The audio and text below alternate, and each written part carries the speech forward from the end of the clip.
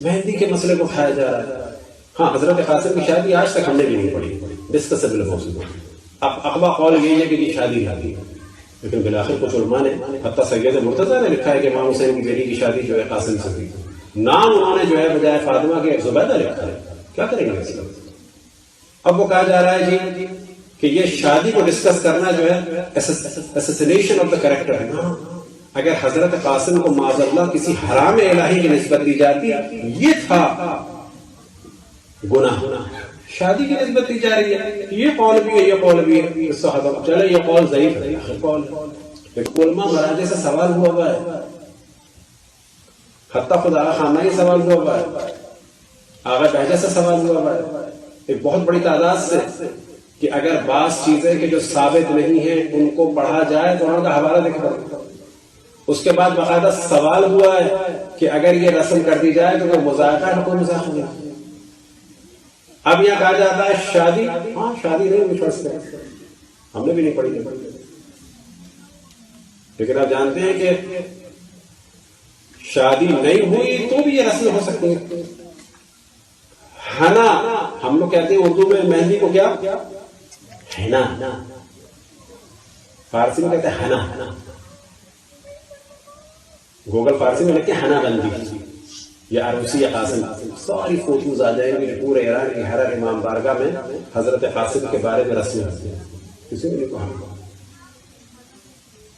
ضروری نہیں جو چیز ہوئی ہو فقط اس کی تمثیل ہو، بعض دفعہ حسرتوں کی تمثیل ہوتی ہے. مثال کے طور پہ 19 سال کا لڑکا ہمارے معاشرے میں مرتا ہے، 15 سال کا لڑکا ہمارے معاشرے میں مرتا ہے، اس کی قبر پہ سہرا ڈال دیا جاتا ہے، جو ہمارے یہاں ایک بالکل انڈرسٹوڈ سی چیز ہے کہ جو قبر پہ سہرا ہے اور وہ جو دولہا کے سہرا لگایا جاتا ہے، زمین کا آسمان فرق ہے، زمین کا آسمان فرق ہوتا ہے.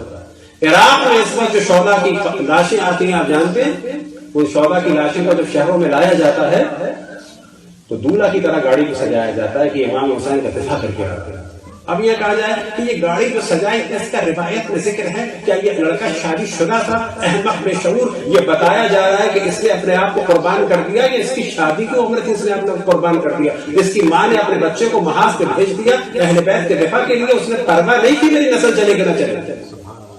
یہ سمبلز ہوتے ہیں ہر معاشرے میں. ہمارے معاشرے میں آپ دیکھیں جوان کی قبر پہ سہرا ہوتا ہے، ہمارے معاشرے میں ہم نے دیکھا بعض دفعہ جوان کے تابوت پہ سہرا ہوتا ہے. اس سہرے میں اور ولیمے کے سہرے میں، اس سہرے میں اور نکاح کی تقریب کے سہرے میں زمین کا آسمان فرق ہوتا ہے. وہ سہرا خوشی کا ہوتا ہے، یہ سہرا کس کا ہوتا ہے؟ غم کو اجاگر کرنے کے لیے ہوتا ہے. تمام مراجع سے سوال ہوئے، کوئی حرج نہیں، کوئی حرج نہیں. کیا ضروری ہے؟ اب یہ کہا جاتا ہے مہندی کی رسم تو ہندوانہ ہے، یہ تو انڈیا سے گئی ہے. نا بابا، مہندی کی رسم عراق اور ایران سے ہمارے یہاں آئی ہے، ہمارے یہاں سے نہیں گئی وہاں. یہ وہاں سے یہاں آئی ہے، یہاں سے وہاں نہیں گئی. گوگل عربی میں جا کے آپ لکھیں عین ر سین ارسل قاسم، یا فارسی میں جا کے رکھے اور اسی قاسم، ورنہ ہمارا ارادہ ہے کہ اس تمام گفتگو کو ایڈٹ کریں گے اور ان ساری فوٹوز کا اضافہ کریں گے اگر اللہ نے زندگی دی، تاکہ یہ سب کھیل نہ ہو. کسی نے نہیں کرنا، نہیں کرنا. اب یہاں پہ سوال ہو گیا سب کچھ کیوں ہو رہا ہے؟ یہ سب کچھ ایک حسرت کے طور پہ ہو رہا ہے.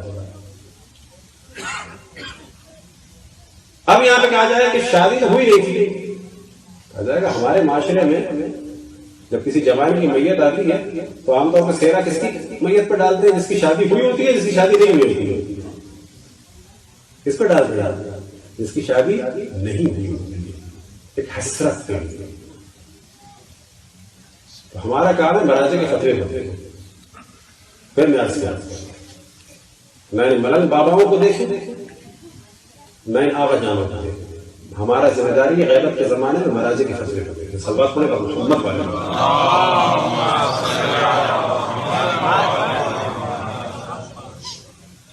برحمتك يا أرحم الراحمين وصلى الله على محمد وآله الطاهرين.